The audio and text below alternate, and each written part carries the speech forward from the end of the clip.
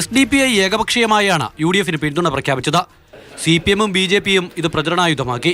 UDF നേതൃത്വം വെട്ടിലുമായി. വിഷയം ചർച്ച ചെയ്ത ശേഷമാണ് പ്രതിപക്ഷ നേതാവും KPCC ആക്ടിംഗ് പ്രസിഡന്റും പിന്തുണ വേണ്ട എന്ന് പരസ്യമായി പ്രഖ്യാപിച്ചത്. ഞങ്ങൾ ഭൂരിപക്ഷ വർഗീയതയും ന്യൂനപക്ഷ വർഗീയതയും ഒരുപോലെ എതിർക്കും. അത്തരം സംഘടനകളുടെ പിന്തുണ ഞങ്ങൾ സ്വീകരിക്കില്ല.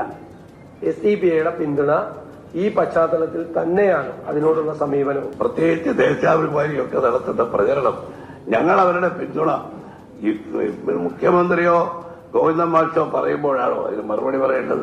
എല്ലാ ജനവിഭാഗങ്ങളും UDFന് വോട്ട് ചെയ്യണമെന്നാണ് ആഗ്രഹമെന്നും എന്നാൽ സംഘടനകളുടെ കാര്യത്തിൽ നിലപാട് അങ്ങനെയല്ല എന്നും VD സതീശൻ പറഞ്ഞു.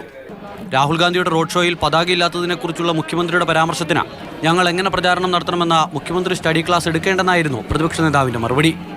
SDPIയും UDFും തമ്മിൽ ഡീൽ നടക്കുന്നു എന്നായിരുന്നു മുഖ്യമന്ത്രിയുടെ ആരോപണം. ശരിയായൊരു ഡീൽ ഇതിൽ നടന്നിട്ടുണ്ട് എന്ന് വേണം സാധാരണഗതിയിൽ കണക്കാക്കാൻ. UDF വർഗീയ സംഘടനകളുമായി കൂട്ടുചേരുകയാണെന്ന MV ഗോവിന്ദനും വിമർശിച്ചു.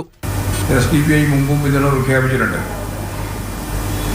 അപ്പോഴും UDFുകാർ പറഞ്ഞത് ഞങ്ങൾ തമ്മിൽ യാതൊരു തരത്തിലുള്ള ചർച്ചയോ അതിനടിസ്ഥാനപ്പെടുത്തിയ തീരുമാനങ്ങളോ ഇല്ല എന്നായിരുന്നു.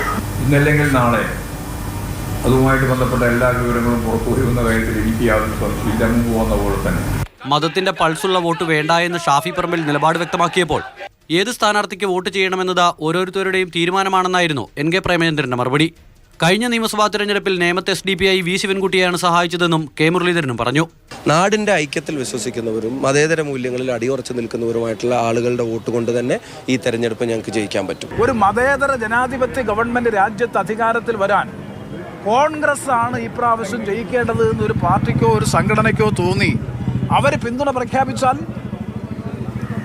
അതിനകത്ത് എന്താ ആപൽക്കരമായിട്ടുള്ള സംഗതി? നേമത്ത് കഴിഞ്ഞ ഇലക്ഷൻ കഴിഞ്ഞ് റിസൾട്ടിന് മുമ്പേ SDPI പറഞ്ഞല്ലോ ഞങ്ങൾ ശിവൻകുട്ടീനെയാണ് സഹായിച്ചത്. അത് ഞാൻ പറയാം, വോട്ടർ പട്ടികയിൽ പേരുള്ള സഹായിക്കുന്ന ആരെയും വോട്ട് വേണ്ടെന്ന് ആരും പറയില്ല.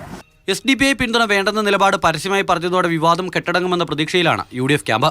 എന്നാൽ വിഷയം സജീവ ചർച്ചയാക്കി നിർത്തി ഭൂരിപക്ഷ സമുദായത്തിന്റെ വോട്ടുറപ്പിക്കലാണ് LDF NDA ലക്ഷ്യം. മാതൃഭൂമി ന്യൂസ്, തിരുവനന്തപുരം.